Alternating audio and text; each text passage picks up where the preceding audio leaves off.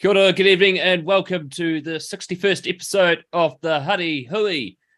The Premier Club season has come to an end, and what a thrilling finish it was. Northern United beating Batoni 23 points to 20. An absolute stunning final, one for the history books. And our guest tonight, of course, played in that final and also became the Jim Brown player of the final. Boston Hunt, Boston, many thanks for joining the Huddy Hui. What a final! What was the key to North? What was the key to North's victory? I think it's just having those star players, being able to just get over the line the right times, and also just having a lot of patience and trust within the brothers. Yeah, let's talk about after the match. You're waiting at the after match presentations, and your name gets read out as the Jim Brown player of the final. Tell us about what was going through your mind, and were you shocked, or did you think that your hard work in the final earned you that reward? I was definitely surprised. I didn't think that I would have got it. I was actually just at the back of the boys, like right at the back, just having a laugh with one of the boys. I can't believe we got this far, especially at the start of the season. And I wasn't actually listening to what the presenter was saying, and then all I hear is my name, and then everyone's looking at me, and I didn't know what it was all about, and then. Yeah, everyone just told me to go up. I still wasn't sure what it was for. And then, got told it was player of the match. And I just couldn't believe it. Thought that one of the other boys might have got it. And it was just a complete surprise. Yeah, well, you're playing with a whole lot of professional rugby players, including an All Black, TJ Perenara. During those 2 weeks, you had them in your ranks. What did you learn from the likes of Duplessis and TJ and the Garden Bishops? And what do they pass on to you during these final series? I think it's just mainly aggression, passion, and being able to stay structured throughout the whole game. Because what I learned is usually we're structured for the first 20 minutes in that, and then it slowly drifts off. But having the likes of those players, they can keep the momentum going the full 80 and keeping us more composed and that sort of stuff. So, and just their passion for the club. No matter all the teams that they can play for, whenever they get the opportunity, they always come back, and they really love Norths. Norths, no players in the Wellington B team yet, but that must have been a real motivator for you in your finals campaign.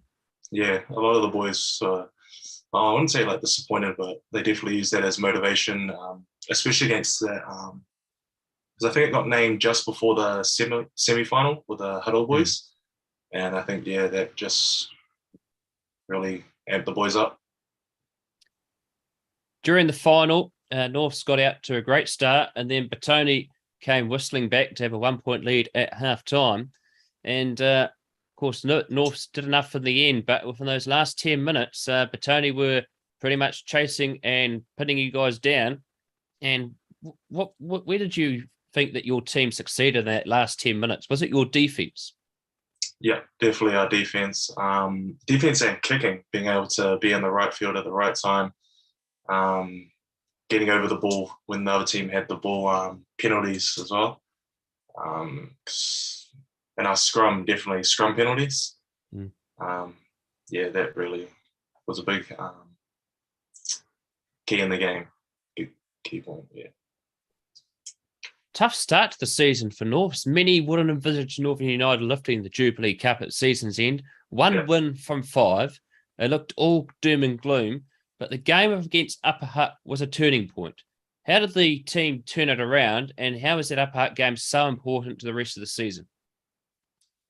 The Upper Hutt game, because I think the last 10, 20 minutes or something, we actually were playing 14 players. We had a yellow card. Can't remember what it was for, but I'm not sure what it was. But Upper Hutt scored a try.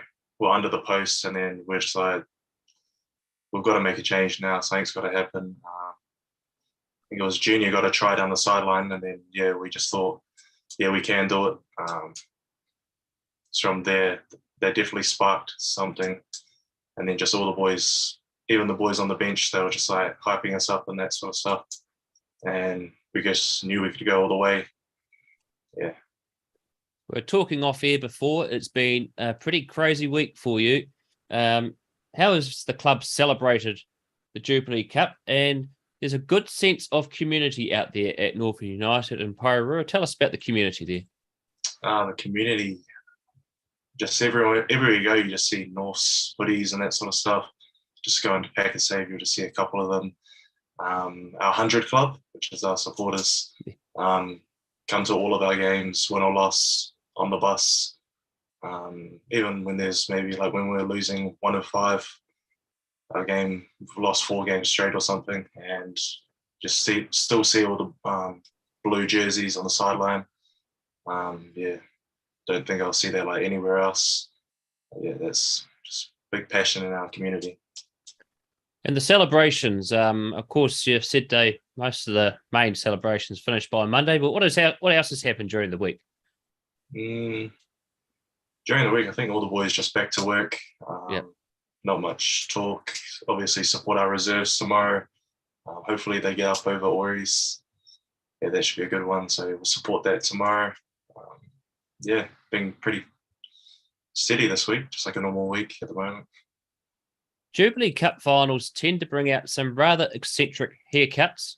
Huddy Boys Marist are well known for bleaching their hair for some reason, but you sort of looked like a Smurf last Saturday. Your hair was blue. Tell us the story behind that. And is it still blue? Yeah, it's still blue. No, I'm not sure what was going through my mind. Just wanted to show some passion. That I had faith that the boys would get up. So hopefully, otherwise I would have looked like an idiot if we didn't. But yeah, I remember Dupe saying to me before the game, if we don't get up, you're going to look like the biggest idiot. And I was like, oh yeah, we're going to get up then, I'm telling you. And so gladly we did get up. I'm not sure what sparked it. I just woke up, I want to dye my hair blue today, and then did it. Might be a lucky charm. Of course, you're noted as being a humble, hard worker in the rugby field. Where did you develop these qualities? Probably just from my family. Yeah, kind of sort of keep to ourselves, just do our own thing.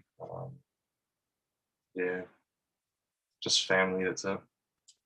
Now, of course, your rugby story is a rather interesting one. You've been through many, trials and tribulations to get to where you are today. 2017, you're at St. Pat's Town. What did you find about the college, about the environment there? Because there's a good sense of brotherhood at St. Pat's Town. Yeah, definitely. Because I went to 2 schools before that: Paraparumu College in year 9, and then I went to Aotea College from year 10 to 11. Yep. And then I moved to St. Pat's, and it was just something I had never experienced the brotherhood, just the support throughout rugby and also in school. Just the whole culture, and going to a school where people are actually proud to be going to that school, sort of thing. And of course, a big win on Wednesday, St. Pat's Town beating Silverstream, the first time they've won that traditional since 2010, a special moment in the school's rugby history. Yep. So, congrats to the boys for getting up. Hopefully they can go all the way this season. Yeah. And of course, let's talk about, 2007. 2017. You're playing against St. John's, which is a regular traditional against St. Pat's Town, and you had a serious injury, and you were told by your doctor that you may never play rugby again. Tell us about what injury you sustained, and how did you bounce back from that serious injury? St. John's might have been like the mid 20 minute in the game, and then just grass cut tackle, the right side of my knee just fully caved in. Didn't feel it at all. Went to walk, leg just collapsed, couldn't put any weight on it. Boys carried me off. Dad rushed me to hospital, my sister, sitting there in a wheelchair for a couple of hours. And then they had a little exam of it, told me I wouldn't be able to play again. So the surgeon told me that it's one of the worst he's seen, pretty much like a car accident on my leg. And then I just remember just crying, I won't be able to play the game again. So how did you learn to build back better after your injury, and what did you do to keep yourself motivated? So the school put me through rehabilitation. Um, can't remember what the clinic was called. It was just opposite Kilburney Park. And then I think it was called Refresh Physio from memory. Yeah, Yes, that's the one. Yeah, they looked after my knee too. yeah, that's the one. So they pretty much just looked after me, and then saw that I was actually, my leg was healing faster than it probably should have. Could walk just in straight lines, couldn't change direction or anything for a while, and then pretty much just saw potential that I might actually be able to play again. And then and I was just stoked when I finally got cleared. And of course, you used that time with your academics, and you got your university entrance, and putting your head down. There are some important influences there in the teaching staff at St. Pat's Town. Yep. So pretty much just focused on school, and did a bit of swimming just to heal my legs. I used to do, that was my main sport when I was growing up, swimming. And then that pretty much helped my leg a lot, being able to just do stuff in the pool. Got my university entrance, and was away from there. 2019, you joined the Northern United Club, and there was a change of focus in your playing position. Yep. You moved from fullback to lock. Why the change? So 2019, I would have been in the Colts. I would still be playing fullback then. Yep. And then it wasn't until I went 2020 to the reserves. Okay. Yep. And then so in the men's grade, because I might have grown like a little bit since then. And then they were just like, oh, nah, you're tall. We need some tall timber. We'll just chuck you in here, see how you go. And I was like, oh, yeah, sweet. Gave it a go. And then, 2020, we made the final for Jubilee, but lost at OBU. I came off the bench that game. Yeah. And so a transition from the backs to the forwards, and it's a bit of a crash course in being a lock. Who taught you how to go through all the systems and the patterns to be a lock? So Quade Martin, the commentator from NMC. That's right, yes. Yep, another good St. Pat's Town boy. So. Yep, that's the one. He taught me how to jump, scrum, pretty much everything set piece. Then Huddy Hui, he helped me with just getting around the field, rucks, where to be in the pods, that sort of stuff, just structural. Yeah, those are the two names that really stick out to me. And Who are the other key influences at the club that have inspired you in your Premier journey? So JT, Big James. This year I was contemplating playing rugby.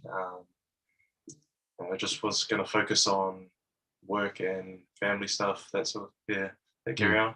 And he was like, oh, I'll come back to North and we'll do another season together. And I said, oh, yep. So Big JT, Waylon Baker, my locking partner this year, pretty much showed me the ropes of just all the ins and outs. Who else was there? No, there's so many names, I just can't think of them off the top of my head.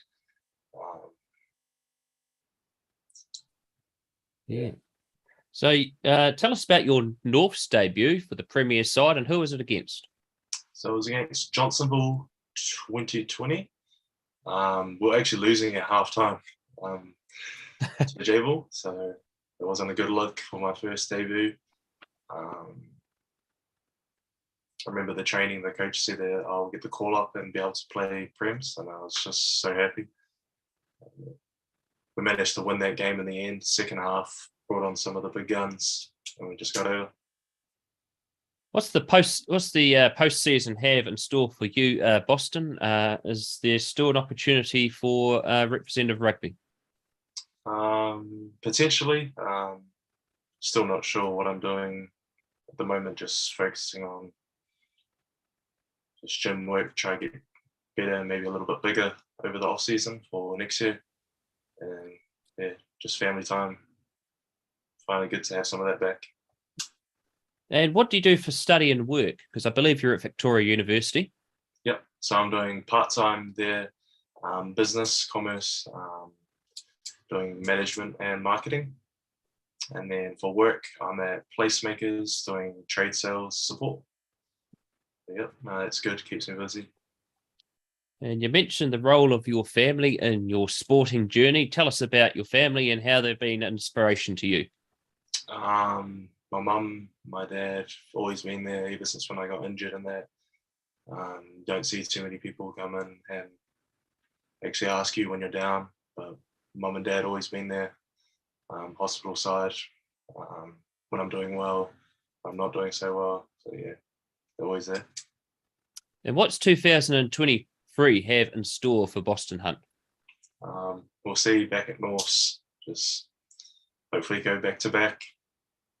Yeah. Well, Boston, it's been fantastic having you on the Huddy Hui. Fantastic final by Norths. Well done on the Jubilee Cup and also the Jim Brown, and all the best for the rest of the year. Cheers. Thank you very much for having me. Thank you, Boston. Boston Hunt, the player of the final of the Jubilee Cup. Humble young man with a great rugby journey, and look forward to seeing him grow as a rugby player here in Wellington Club Rugby. Well, here on Huddy Sports, in line with Sideline.live, we've only got the one game we're broadcasting tomorrow because the weather is looking absolutely horrendous out there in the capital city. It's St. Bernard's taking on Wairarapa College at St. Bernard's at 1 o'clock. St. Bernard's in the last 2 years have only beaten Wairarapa College twice in their history, and that's been a pre-season. A long time since drinks. And of course, Wairarapa sitting in 8th spot on the table, St. Bernard's 5th place. If St. Bernard's get a 5 points, they've got Scots next weekend, and Scots will have to win over St. Bernard's with a bonus point to book in 4th place. So the battle for 4th spot in the Wellington First 15 Premiership over the next 2 weeks is going to be fortly sought after. But St. Bernard's have to get a big win over Wairarapa tomorrow. But history shows that's always going to be a close game. Well, that is the Huddy Hui for tonight. We're going to aim to have a few more episodes throughout the rest of August. Maybe we might have some once a week or every 2 weeks, but we'll try and broadcast to you some of the remaining Colts and also First 15 finals that are coming up in the month of August. So that is the Huddy Hui for tonight. I'm Brad Hudson. Ciao for now.